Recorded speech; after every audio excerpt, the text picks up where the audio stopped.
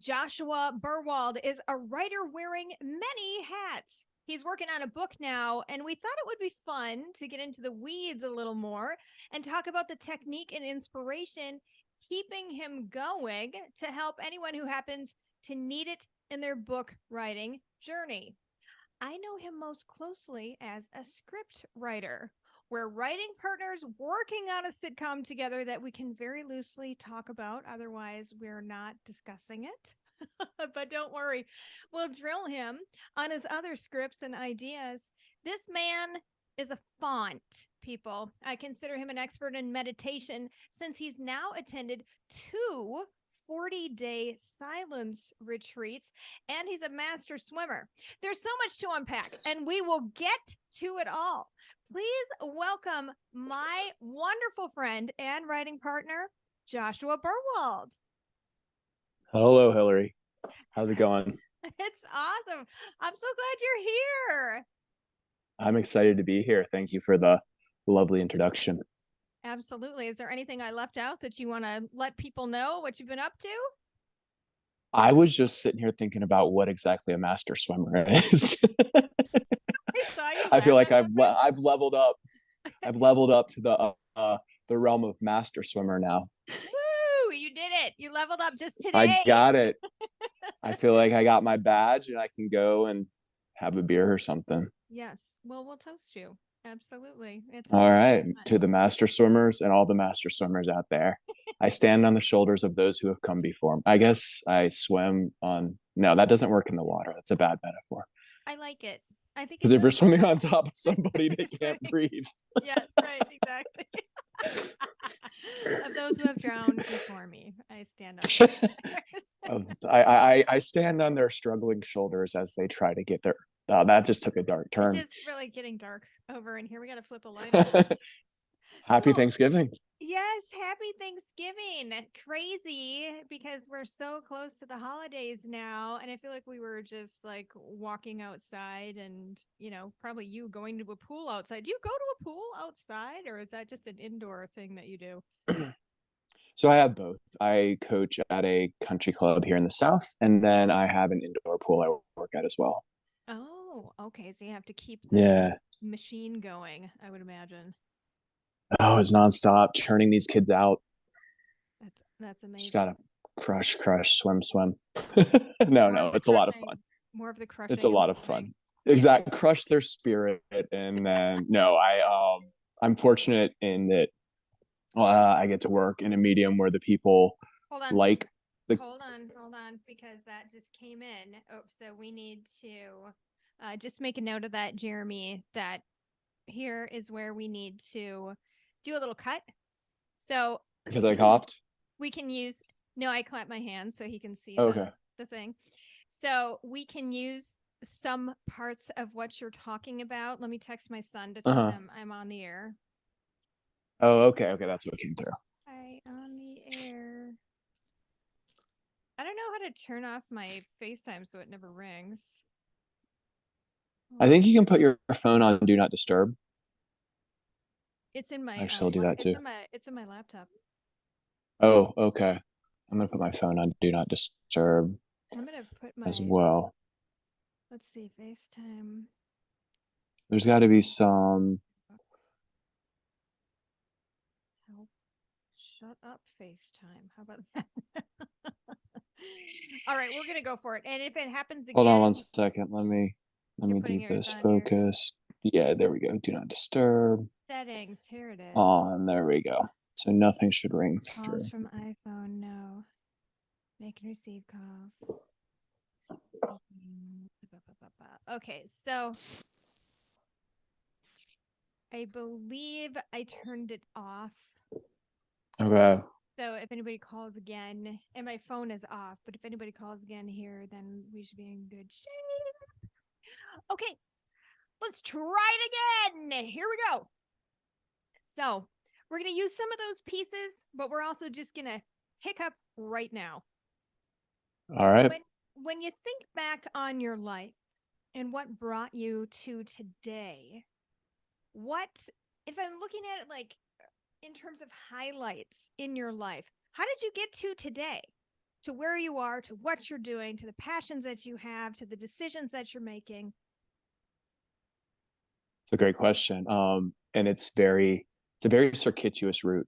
It's one of these things that I started out, and if you would have told me where I am today in terms of what I'm doing, like I was talking to somebody last night at Thanksgiving, and I've got three TV shows that we're working to get towards the network. So we got ours. I've got another one I'm working on, which I actually can't talk about either. And then there's the one I wrote, which is the one that I can talk about because it's sort of on the back burner. And then I have a film that I wrote that I'm meeting with investors to make it here in Atlanta. And then I've got this book that I'm writing, and I'm just kind of like, I was going to be a doctor. What? I was in, yeah, no. Well, first, I was going to be many things, but I went to high school, went to college, got a business degree. I was one credit away from getting my business degree. And I realized that although I enjoy stuff like coding, I actually have done coding. And at one point I worked in a genetics lab, and I was writing JavaScript to interface between the genetics work and the database so they could talk to each other, and they could have an interface so the scientists could use it easily. So that was my master's thesis project in college.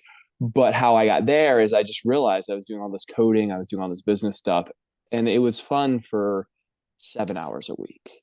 It was not something I could see myself doing 50 hours a week. And I had that realization. I enjoyed it. It was like a puzzle, pulling it apart, and you're trying to figure out how all these pieces fit and how everything goes together. And it was fun.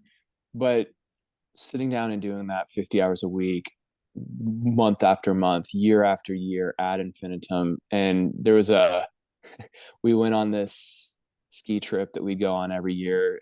You can't really call it skiing. It's North Carolina. It's this little place called Maggie Valley. And me and my brother happened to be driving because I was swimming at the time. And we were driving up, and we get stuck in this snowstorm. And this is a crazy story. So we get stuck in this snowstorm. We're supposed to take this right and go up over this little mountain.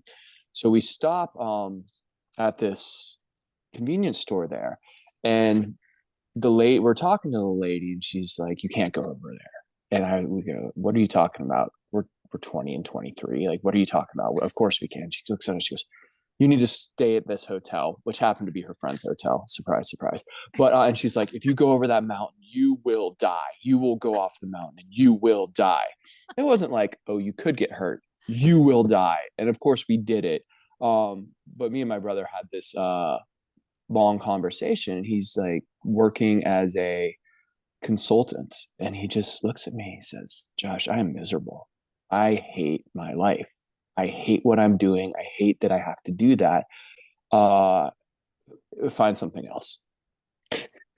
So Wow. I looked at it, and this was about the same time that I was thinking of, is this what I want to do? So then I switch over to biology, thinking pre-med, thinking, okay, I could help somebody. I can in some way make a difference in the world. The whole idea of business, yeah, I mean, lately I look back, I'm like, I could have started businesses that were helpful, that were successful, that weren't that just about me making money and monetizing everything in my life. But so I go to biology, and I'm enjoying that. And I actually took the MCAT, and I did really well on it, like much better than I thought I'd do, considering I had not really taken any science classes for 4 years or 3 years while I was studying to get my business degree. So I did well. And my plan was to just go to a state college and do that, like a very easy, simple plan. State college, not much money, not shooting for the moon, like maybe for the top of those trees over there, but not shooting for the moon. Um, and then get my degree and then go be a doctor somewhere. Well, I did well enough that I had started looking at some of not the top tiers. I wasn't able to look at like Harvard or Yale, but I was looking at what I call like the second level tiers of schools and possibly get my MD, PhD. And I tagged along with some doctors, and I actually just looked at it and I was like, I'm going to just take a year off and work a little bit and race triathlons. And so then I got the opportunity to race as part of a team. And so then I thought, okay, well, I'm 23. I can take 2 or 3 years off, raised as part of a team in a summer in like a professional capacity. I was making money. I was making good money. It would be like a minor league baseball player, not triple A, where you're making decent money. Probably not going to make it to the majors, but so I was like, I can always go back to med school. That's always on the plate. So I got to doing that. Raced Ironmans, did adventure races, these 4 to 5 day races out in the middle of nowhere where you're figuring out, they give you a map and you're figuring out where to go. And I guess that's a metaphor for my life. Like you got a map, you got these little dots and you have to find point to point and use different things to get there. But so we did those and I was doing well. And I was coaching on a swim team and I really enjoyed coaching. I got to work with kids. I got to do all that sort of stuff. And so I got to about 27, 28 doing that, making pretty good money, but also just racing. And it was fun. It was a very, very simple, focused life. Like it was extraordinarily, I wake up, I have these things to do. I have this race 6 months down the line. I have this race 3 months down the line. I have this I have to do to get to it. Singular focus. Yes, I worked other things, but that was like my focus in life. Well, I got injured. I got injured. Yeah, I got injured. Now, the interesting thing is along this, I had always had anxiety. I had always had just sit around and worry about the world, sit around and worry about everything, like thinking about how the world's going to end, thinking about this, thinking about that, thinking about people, 16, 17, thinking about people with their fingers on the nuclear button. Most people go through their lives without any consideration of all the things it takes to keep us, all the links in the chain that keep us living the lives that we live, right? And if one of those fail, you kind of see that with the supply chain crisis right now. If one of those starts to give, it causes all these ripple effects. And we have this very, very like tenuous net that keeps us in place. Living. Put your Kleenex down. Don't have that in your hands. Okay. Resume. Okay. Finger on the nuclear button. Yeah, finger on the nuclear button. And you don't we have this tenuous net that keeps us in place and you don't think about that. But there was that. And I was also I could kind of see that. And I was also smart enough to realize the limitations of my ignorance, but not smart enough to be like Einstein and come up with relativity or something like that. Like I could look at something and understand. For instance, I was in it was a developmental biology class, and we get to about 8 weeks into the semester, and it's taking an embryo or from like single cell all the way to birth. Okay, so you're learning how the head is distinguished from the feet, how the top of the arm is distinguished from the fingers, how the thumb is distinguished from the other fingers, because it's stuff you don't think about, but it's a cell. And then those cells have to differentiate into this. So we get about 8 weeks in, and the professor says, okay, so we've studied humans up until this point. Now we don't really know, because it gets too complex, how humans are. We're going to study what's called Drosophila, which is a fruit fly. It's a very famous fly in terms of science, because there's a lot of studies that have been done on it, because it's easy to breed, all sorts of reasons. We don't need to go into those. But I'm sitting there and I look at it, I'm like, we don't know. Wait a minute. So there's all these sorts of things where we go through life thinking we know what life is, but you bump up against the boundary of your ignorance, and you come to a thing. And if you're smart enough, you see where that is. Now there's people who can take, and the really smart people, as I call them, they can take and they can postulate and develop string theory, and they can develop this and they can develop that. Or in terms of calculus, I took up through Calc 3, and at Calc 3 I realized it went from, and that was just because I'm nerdy and it was for fun. Like I did not need Calc 3. I did not need Pass Calc 1 for either of my degrees, but I was just like, this is kind of fun.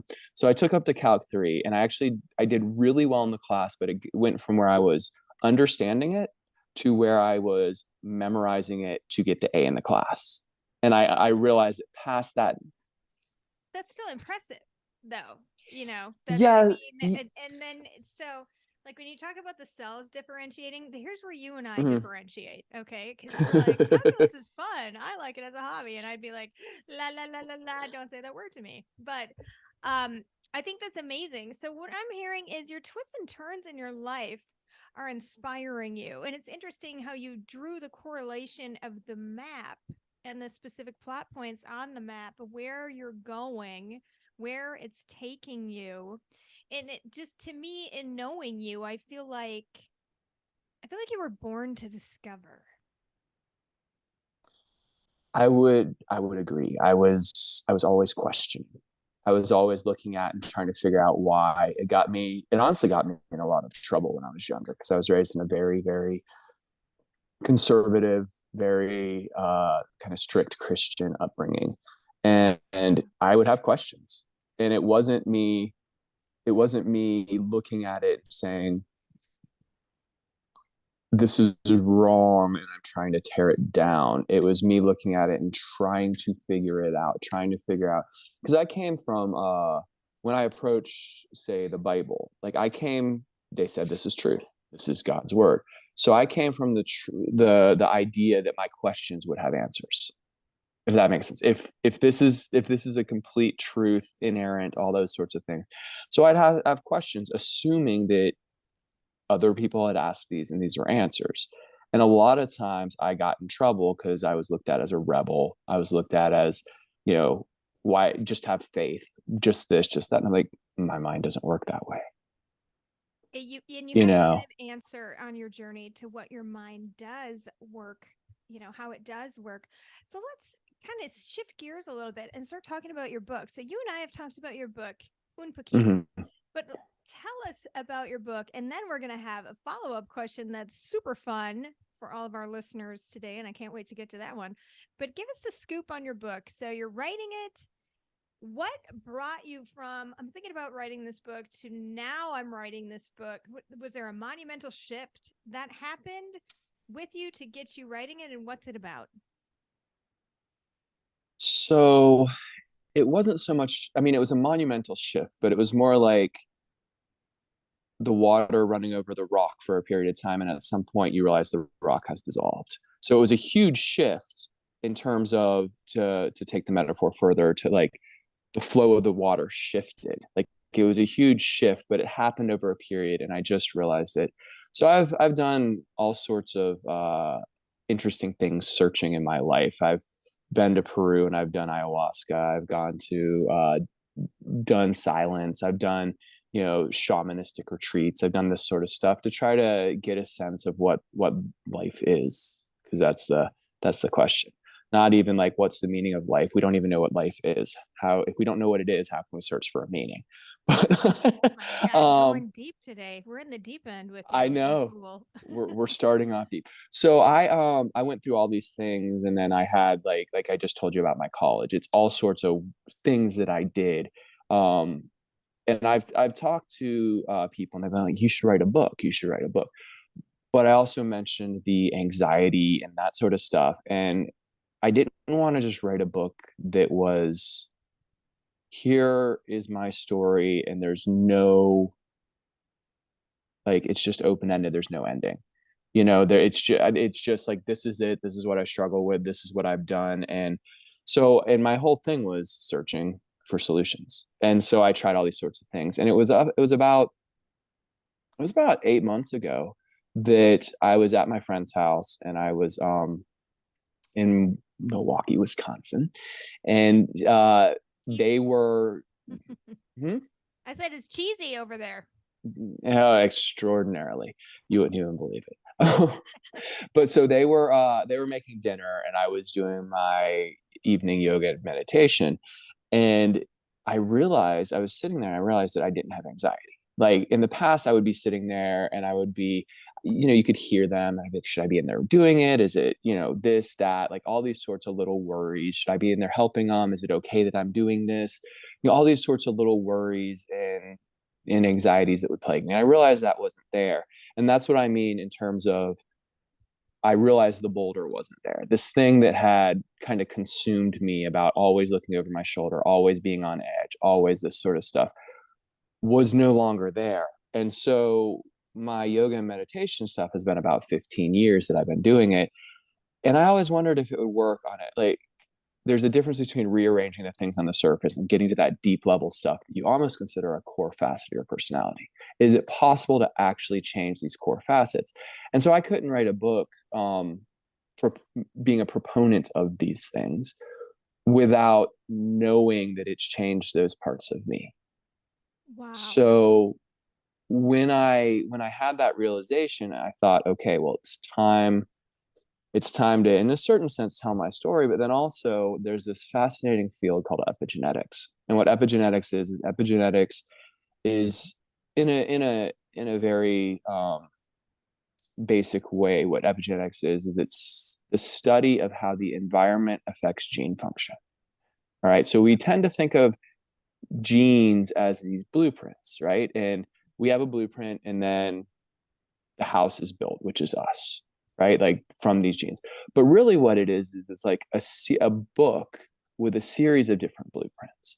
And depending on how the environment is like the builder that comes and like opens to certain pages, like we're going to build this, right? So the genes by themselves, they just create a house. But if you change, for instance, there's something called methylation, and it's these methyl groups that are put on the DNA. And if they're on there, that DNA doesn't create a protein. It's basically inert, right? Okay. So the environment, even your mental state, all this sort of stuff affects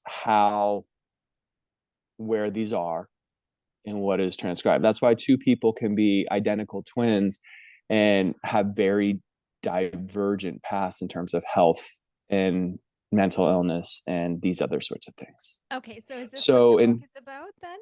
yes, yes, yes. Okay. So my book is basically taking epigenetics, taking the study of chronic stress, and taking my life and, in a certain sense, how I came into this world just with this mind that has like questions about everything, but then insane anxiety.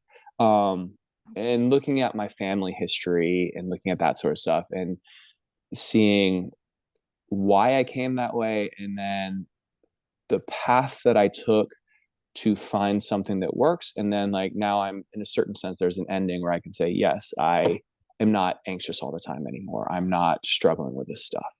So you kind of had to get to this ending, and we're going to come back and talk about this a little bit more. But it's time for one of our favorite questions of the day. But I think it's a really cool concept. Oh. I have to say that. I think it's a really cool concept. It's almost like taking a study of your life and then applying it to this science to show people Mm-hmm. the evolution of it so it can benefit them at the same time, too, because everybody knows, if you listen to me talk at all, that we are all reader centric over here. So it's all about the reader. Like, this is the journey we went on. This is why we went on it, so that the reader can pick it up and say, this is meaningful to me and this is affecting my life. And we're going to talk Mm-hmm. more about that in a moment. But right now, what we really, really super want to know is, what song defined your teenage years? Oh, so what song defined my teenage years? It would, I know the answer, just in case you want to. you know the answer. You know the answer. So, Yeah. there's two songs. "Wake Up" by Rage Against the Machines. All right, and that was. I mean, it's the soundtrack to The Matrix, but it's also this struggle against the constrictive nature of society, because society provides us all these, we're in a house rather than in a cave, we have electricity rather than a fire, we have all these comforts and conveniences, but it also puts us in a box, right? Like, it puts us in a box in terms of, I have to go do this job to make money to keep the electricity on, um all those sorts of things. So it's kind of a struggle against, and saying, wake up. And at least if you're going to live in this world and live in society, understand the game that you're playing, understand the nature of it, so maybe we can make it better. Like, we're choosing to play this game, learn the rules. If you want to fight against the rules, fight against the rules. If you want to not fight against the rules and you want to just live in it and try to make it better, those are kind of the choices. Or you can be blind. So it's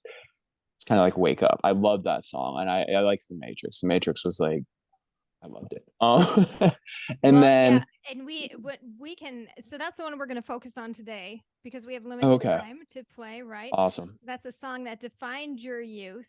Everybody knows we all have more Hmm. than one song that defines our youth. But right now it's time to wake up and rage against the machines. And we will, is it rage against the machines or machine? Because I think it might have a Machine type. singular. Oh, it's singular. Okay, so Singular, let me yeah. not be a dork and say it's time to wake up and rage against the machine. And we will come back with more of Joshua Berwald right after this.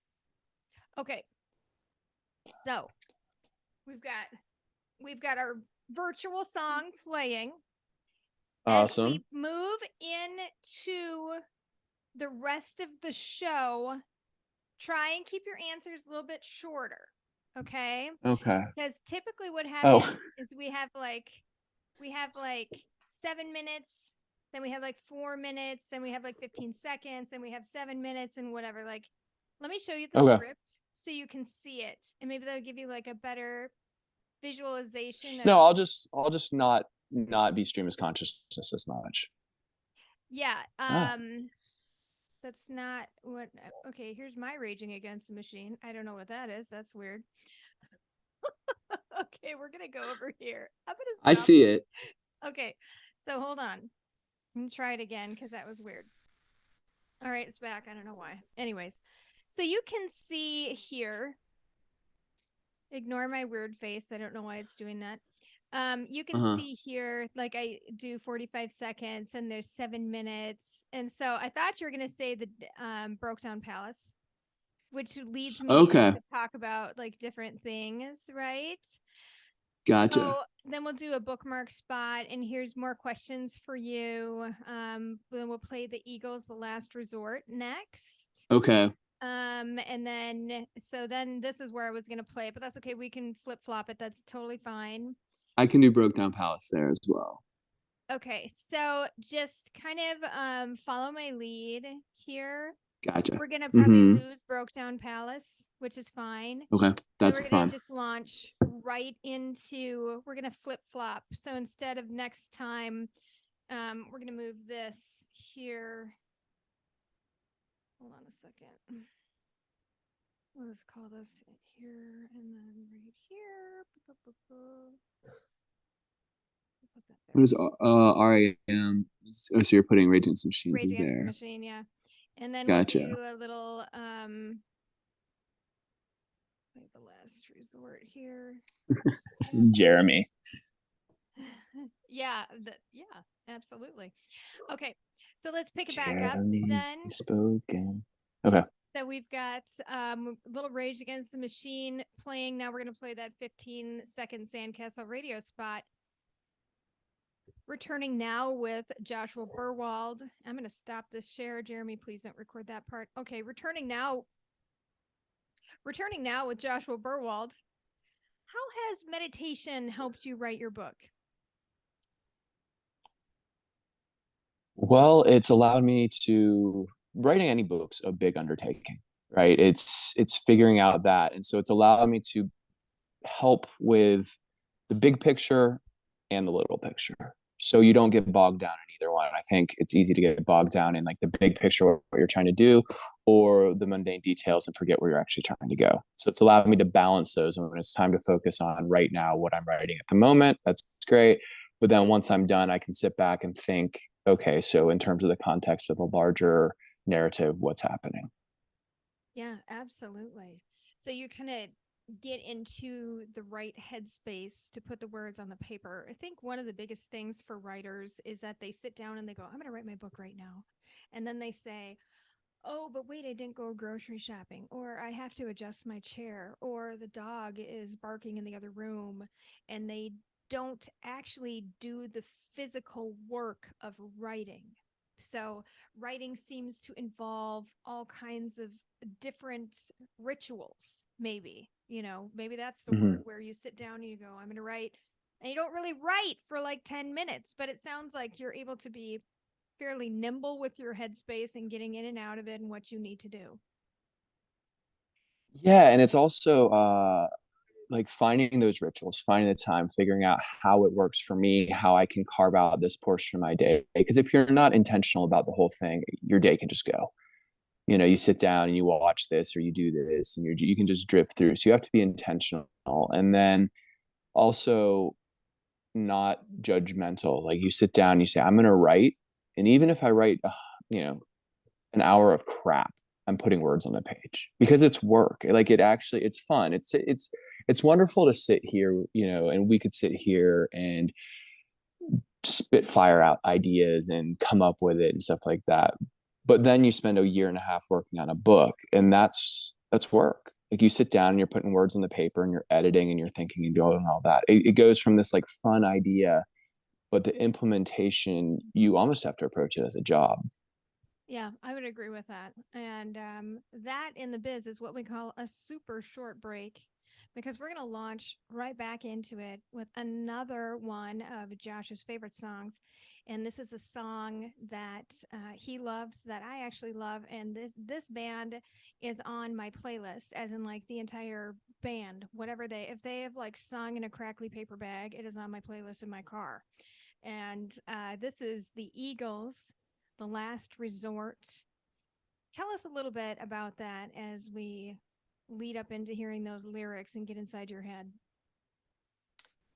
Oh man, so we used to go camping and in high school, and we would drive out and we would put on as we're getting into the North Carolina wilderness and we're getting into this area where, you know, off road and these Forest Service roads, we had a specific place we go. We'd throw on the Eagles Hell Freezes Over, and that opening to Hotel California. And then it would take us, and by the time we get there, it would be the last resort. And it was just like it would always strike me because the sun's down, it's like dark by the time we're getting there. We're kind of getting to the place where we're putting up our tents and the piano, but then it's also got these haunting lyrics, and it's a very profound song about our modern life and the costs that it takes, and not really understanding what we're doing because we're always chasing money and this sort of stuff. And then it ends on a sort of kind of positive note of like, we've got to make it here. Like this is what we've got, and we've got to figure out a way to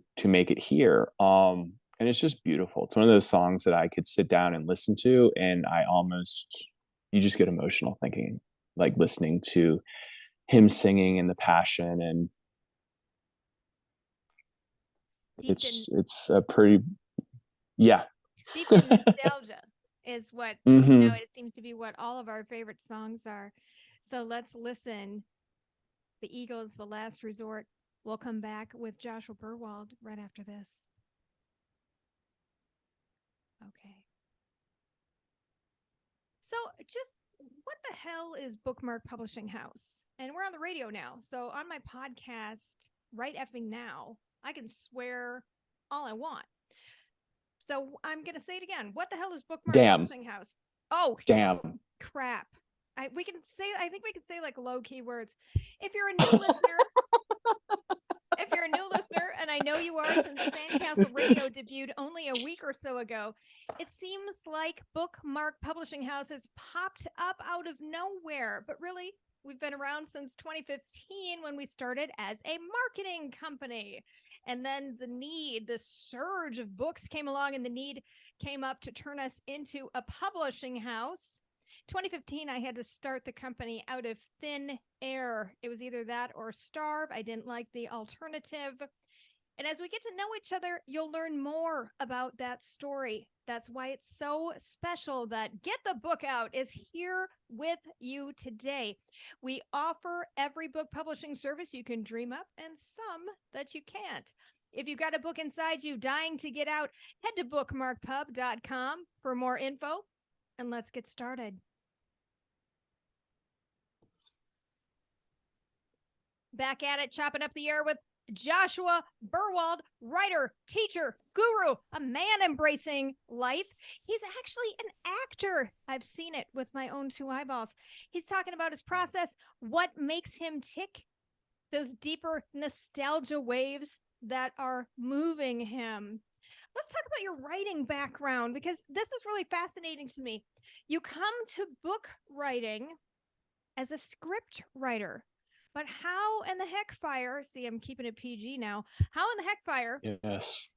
did you get into script writing? That seems a little off course for pre-med and business degrees, all of everything that you're talking about. And you've got these bookends of being a guru and I don't know, I just imagine you meditating in the water. And then here you are at script writing and even acting. So bring us up to date. I mean, I've always loved story. I've always loved that. I've loved the medium of film. But even growing up in groups and stuff like that, whenever we had to do stuff, I would write little sketches. I would write these things. I would just come up with ideas on what we could do.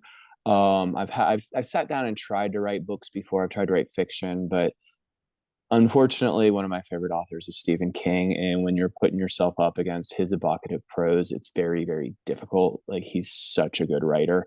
Yeah. So I've sat down and tried to do stuff like that. But in terms of telling story, in terms of telling film, from young, I've always had ideas. I've had my mind will go, what if this goes here? I mean, that's honestly one of the difficulties for me is trying to settle it down onto one thing, because you can be like the dog chasing the stick.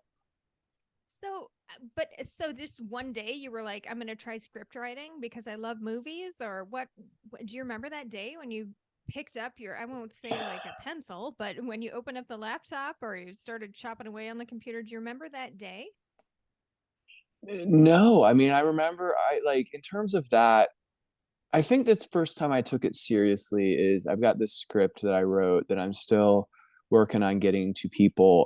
And it's about an actor who is struggling to make it in Hollywood, so he goes to Bollywood, right? And I was over in India and I had this idea and I was like, I'm gonna write this thing. I'm gonna do this. And I sat down and I wrote it and then I realized that I could.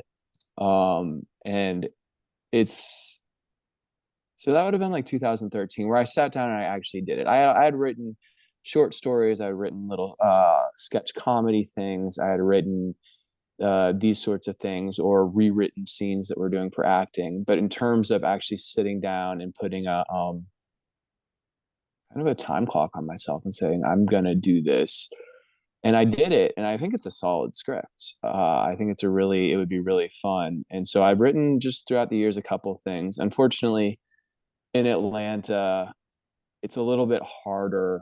It's harder to break into that. You almost have to move to LA. There's a certain path for writing. And so I just didn't want to live in LA, to be honest. Well, okay, so what is that? Full time. Yeah. Well, you can, What I is mean, that you path? can fly back and forth a little bit, right? But yeah, what is that path? The traditional path is you get a job as a writer on a TV show as one of those writers, and then you work your way up, and then eventually you're selling your own stuff. So that's the traditional path. There are some people who do it otherwise, but there's no straight shot in terms of that. And I actually think very logically. So it's that terms of like trying to I think the people who don't think through things tend to be the ones that succeed at it because they'll just go in blindly and hit a hole in one. It's so crazy, but so many people let their mindsets stop them from moving forward and they overthink it. That's where that anxiety comes in. And maybe that's part of Mm-hmm. it where you've arrived at this place.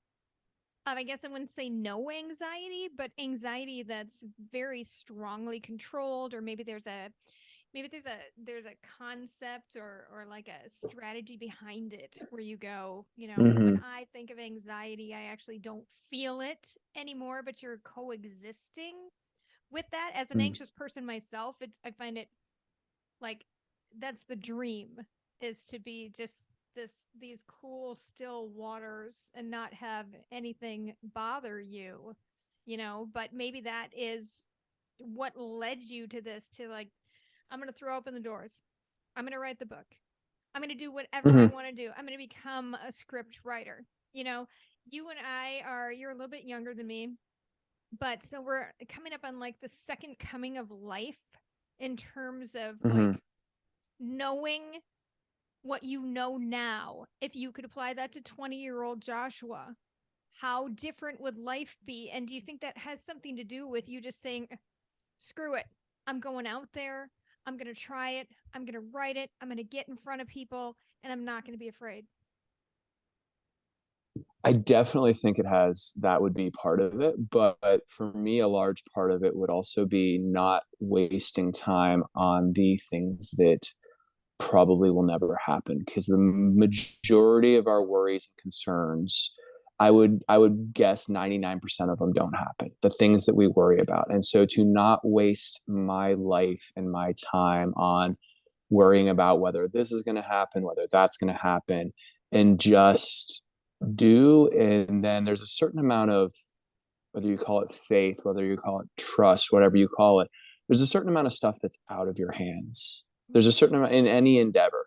And you and I are seeing that right now, Yes. in our project, is we're seeing that we can only do up to our part. And then there's a, whether it's grace, whether it's whatever it happens to be, if the right people find you, if the right people don't find you, there's a certain amount that's out of your hands. So just being able to say, okay, this is my piece. This is what I'm doing. I'm going to take care of my piece, do 100%, and not sit there and worry about that other piece that's not in my hands. And Yeah. the flip side of that is also getting to a place where if it doesn't happen, I'm okay, I'm good. I think that's the key because honestly, building up your life in so many different ways that you're creating happiness, you're creating contentment, gratitude, all of those wonderful things that fill you up every day when you wake up so that these other things, they're important and they're fun endeavors and they can be life changing and everything. But at the end of the day, you have to be okay with you. And if you're okay with you, then you're okay with releasing control of we don't have any control right now. This thing is in other people's hands and we just have to sit back. This is an exercise in faith and trust.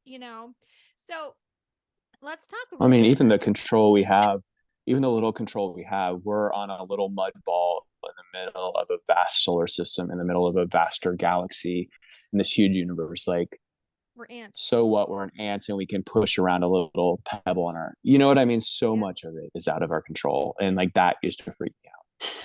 Well, why wouldn't it freak you out? And because there's no manual for it. You talk about the blueprint, but there is no manual for this. So this is interesting and I think it's an analogy for you. Another analogy is like you are writing about a blueprint that you discovered in your life and part of your anxiety had to do with the fact that there was no blueprint. So feeling like you're taking that control and saying, "Hey, I've discovered a piece of this and it's really critically important to me." So I want to get back into the script writing piece of it because there are lots of Mm-hmm. people out there that are saying, well, I want to be a screenwriter. I want to write a sitcom. I want to write a show. You are self taught. What Mm-hmm. did you do to learn this craft? I would say the first thing I did is I was a voracious reader when I was younger. I read so much. I would read like 2 to 3 books a week when I was younger and just spend a whole lot of my time reading. So I think I have a fundamental understanding of story. And reading is, it's different than watching TV. TV is a passive thing. Mm, Reading is active. You are following along. You're not getting things spoon fed to you. You're this sort of stuff. And so I really, really went into like books and books and books, and I can't stress that enough because I think that understanding of narrative and how a good story is laid out. And there's a great Stephen King, I think it's from It, and he's talking about, all the elements of a good story and how some people are like, well, I want this in terms of social justice, and or this social, I won't use social justice is a weird term right now, this in terms of societal impact, and this in terms of like looking at this, and a good story should have that. And he says in one of his characters is like, those elements are there in a good story, but you can't take a good story from those elements, right? It would be like taking, if you have ears and a tail and legs and a body, that's not a dog, right? The dog's there and it has all those elements. And there's a certain life to it that includes those elements, but those elements in and of themselves aren't life. And I think looking from a story and from a script and just finding what you know. Yeah. You know, like I can watch shows or I can watch read books and there's things that I don't know. I'm not going to go write a book on space exploration. There's a great show called The Expanse. I'm not going to write that type of book. I'm really interested in it. It's a book as well as a show. It's a book series. So I'm not going to write that stuff because that's not my I don't know that in depth. That's not the world I've lived in. And I think like you start from what you know, you start from what you do, and you be willing to fail. You write bad stuff. You have to write bad stuff before you Oh, write good stuff. And I we've think written some schlock, you and I have. mhm. Well, So, and that's what we had that conversation. Is I'm like, we're just starting here. yes, yes. And you have to be willing to embrace those starts in life. I want to switch gears a little bit because we're going to play some more music that's all dedicated to you. Mhm. This is like an encapsulation of your life a little bit today. Everything that Okay. you love and that moves you, and you find such deep meaning in the things. When I asked you what was a soundtrack to your life, you gave me a whole album, which I was like, okay, that's Well, that's a amazing. soundtrack, right? Well, it's an album. Pearl Yeah, Jam's that would be a 10. soundtrack would be a album, I think. Oh, I okay, so that makes Were you sense. look That makes were sense. you looking for a song? I was I looking took for a that very song, but literally. I had to think through it. Okay. yeah, but I didn't explain that. So this is good information, right? So Pearl Jam's 10 is the winner here, right? And so I picked a song for you, but maybe you want to pick a different song. The song that I picked is Jeremy because I remember that song and there's something about the ballady rock that I just Mhm. absolutely love. It like rocks me to my core. But this song is also, I just felt it was fitting for you too because there's a lot of social justice. There's a lot of like, look at the monster that we're creating. And so many people are stepping Mhm. away from that and saying, it's just what it is. You know, we don't know why things Yeah. happen. Jeremy seems to be a song that is giving us a little bit of insight into that. So, from your perspective, what does Jeremy say to you? It's interesting because it's a pop song with very deeper meaning. It's Mm-hmm. in some ways it's like that Third Eye Blind song, but it's about meth addiction, right? So Jeremy was a pop song that was it was very catchy. You know, Jeremy spoke in class today, blah blah blah. But he's talking about a kid that went in, if I remember the story right, they went in and killed some people in class. Like it's a class shooting. And it's just fascinating because you're looking at I mean it got so much airplay and it would be I don't think most people understood what Eddie Vedder was trying to say. Like you listen to that whole album and there's a whole lot of stuff on that album that he's got something to say, man. He's there. He's not just, you know, sitting up there singing a song and getting your money and living in a castle somewhere. He's got something to say. And I think Jeremy was that, but it's still able to be consumed by the masses. You're still making something that people like and people enjoy and improve people's lives in a certain way, but you're able to do it almost like a masterful touch of like combining all these elements together into something that people don't even realize. Like it's so well done that you don't see the seams. I love that. I think that's absolutely right on target with that song, but it also speaks to the fact that like people aren't going to listen unless we present it to them in a different and safe way. Pop music Mm-hmm. is kind of like that. So let's listen to Jeremy. You can make up your mind on what you think about it, and we'll come back. Okay. So, Jeremy spoken. yesterday. Yeah, that I just listened to it. Okay. Eddie Vedder dropping fire even back then. All of these songs that you're talking to us about today, Joshua, these are my songs too. Like they're the songs that I grew up with. It's so funny when you ask people what their favorite songs are, the soundtrack to their life, they don't go, you know what, I heard something like 3 weeks ago. yeah, it really just No. moved me, right? Do you have Hmm. more than one book in you, do you think?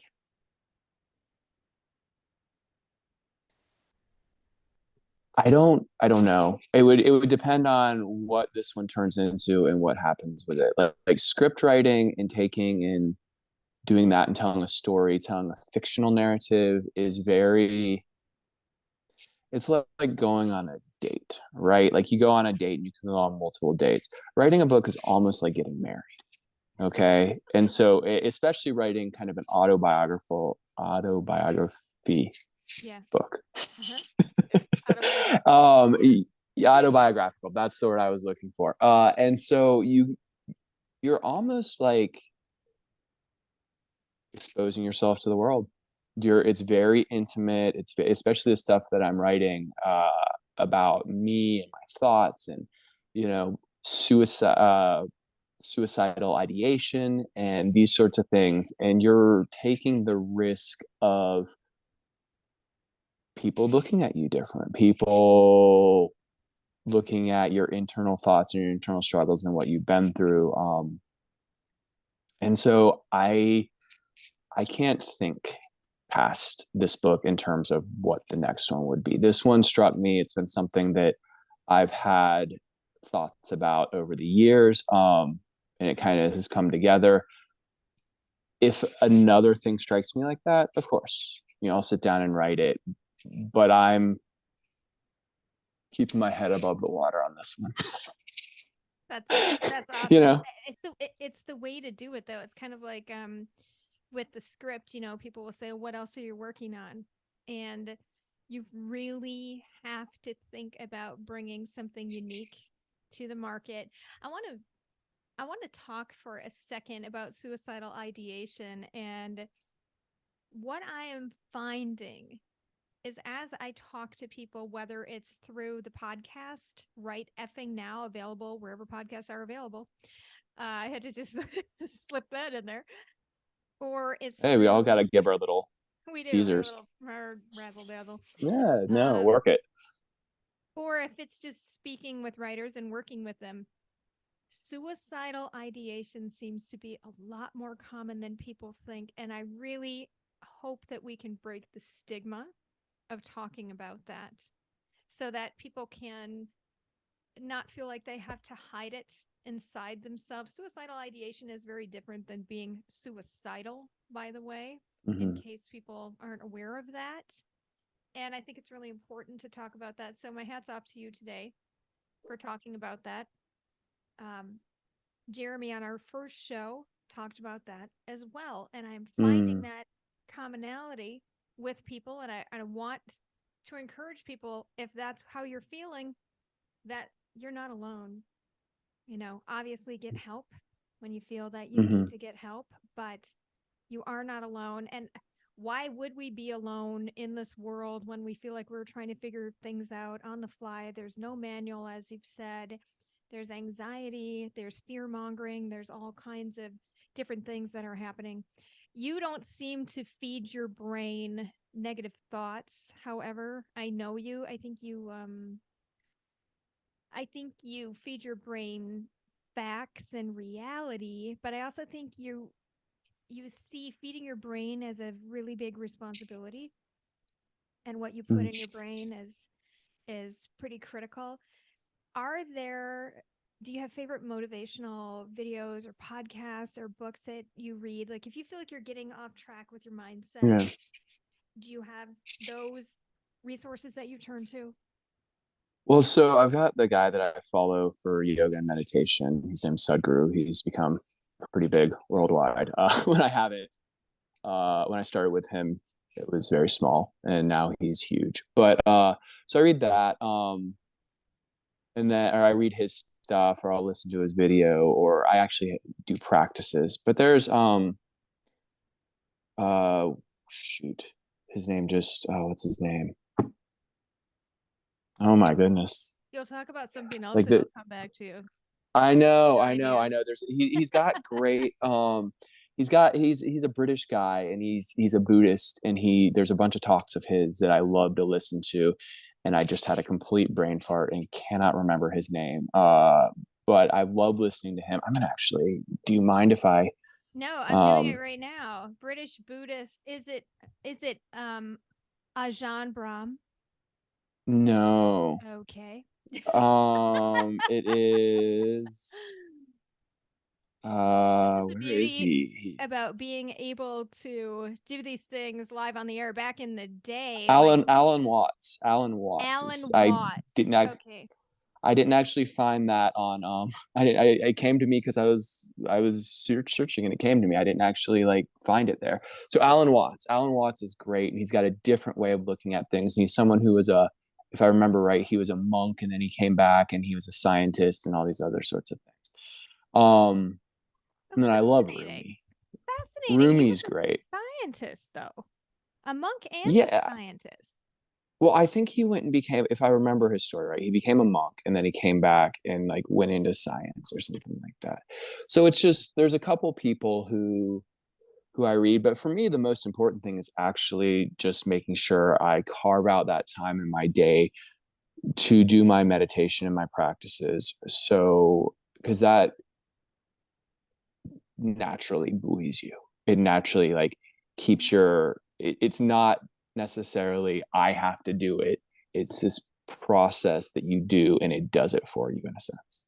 That's so, so cool. And we have Yeah. chewed up a lot of these airwaves today. We're going to come back in just a minute. Right now, I want to hear more from my favorite artist. He has the same name as you. Maybe that's why. As we're wrapping up, get the book out with Joshua Berwald, writer, soon to be author, guru, answering the call of his life. We've got some oh no from Josh Sky coming up. And I have two words for you on that one. Oh, yeah. Oh yeah. I just sound like Kool Aid. Oh yeah. All Oh right, so no. Oh no. Oh yeah. we're gonna wrap up when we come back. I'm gonna talk about just like kind of ending the show a little bit, but Mm-hmm. I will ask you one more question. I'm gonna give you a little bit of time to think about it while I Mm-hmm. do the wrap. But then, okay, so how it's gonna go? I'm gonna come back. I'm gonna talk about Josh Sky. Then I'm gonna ask you your question, and then we're gonna wrap it up. Okay? Okay, give me just a second to plug my phone in for about while you're wrapping it up because my phone is about to die. So I'm That's plugging my okay. phone into a quick charge. That is all right. I got to see how much I have. Yeah, I was at 2%. So I was just praying that we Fade got fast and to. loose. It's good. I It's know, I good. know. Okay, so we're going to come back. I'm going to talk about Josh Sky. I'm going to ask you your question. Your question, think about this, is what is one thing people don't know about you? And also, if you have the name of your book, share that with our listeners. Okay. Okay. Okay, so are you going to go right into that? Not, nope. So I'm going to talk about Okay. Josh Sky a little bit. Then I'm going to come back to But I guess ask I'm those asking if questions. you're going to talk about Josh Sky, are you going to segue into me or Yes, are you going to have that be a completely different segment? I will segue into you. Okay. Okay. Then I should have enough right here now that I have a little bit of a charge. I'm at like 4 or 6%. All Oh, good. Okay, good, good, good, good. All right. right. Josh Sky is a Minneapolis based artist whose repertoire includes an eclectic mix of attainably fun indie pop songs, all influenced by a splash of jazz and bossa nova. Josh's talented vocal work, honest lyricism, and detailed vision culminates in a truly artistic body of work that is both catchy and beautifully complex. His four-piece band includes Josh Sky on vocals and guitar, Derek Callender on keyboards and guitar, and AJ DeBellis on bass, and Devin Fornes on drums. Check him out locally in the Minneapolis scene and also check him out on Spotify, my current favorite artist. We're back in the studio with Joshua Berwald today, wrapping it up on this episode of Get the Book Out. Joshua, what is one thing people don't know about you? Well, it's an interesting segue because I actually played a saxophone solo in Carnegie Hall. Whoa. See, Yeah, so when it comes to jazz and stuff like that, I can't wait to check a little bit more out of Joshua Sky or Yeah. Josh Sky. I can't. Josh Guy. Yeah, I feel like absolutely. it should be like the Josh Sky trio. He should be like in a jazz band in the '70s, opening up for, you know, I don't even. Why did I say '70s? Who was jazz in the '70s, Who '40s? was jazz in the 70s? Now we gotta ask it. Who We was gotta jazz like in the '70s? hit up the Google That's machine a and Google. see. Hey, Google. But yes, I actually played saxophone. I picked it up back up recently, and I'm learning a little bit of clarinet. So Oh, that's one thing that a lot of people in all my weird varied interests do not know. that's amazing. So, do you have a title for your book? This is your last question of the day. It's a double jeopardy. Do you have a title for your book yet? Yes, it's called A Prelude to Silence, from ayahuasca to Anadi. And so, A Prelude to Silence is both dealing with the fact that at some point, for all of us, our voices will no longer be heard. So, like, we'll all be silent at some point. But then it's also my journey as I've become more meditative. I don't need as much external input. I don't talk as much. These sorts of things. And then ayahuasca is a plant medicine that I was a big part of my journey for one point, and I had a really, really intense experience with it.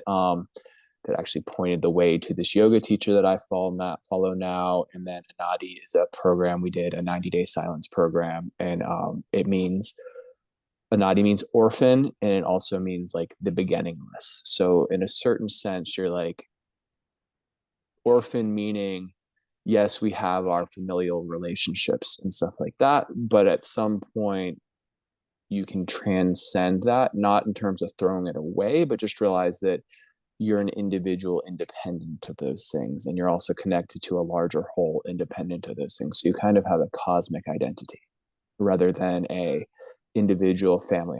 And this is I see pieces of that. And then the beginning list, like the idea that there is something behind all of this that has no beginning, has no end.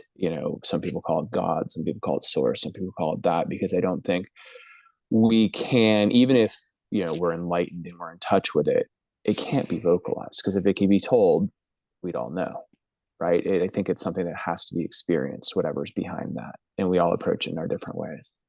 Is that a part of what you learned about on your silence retreats?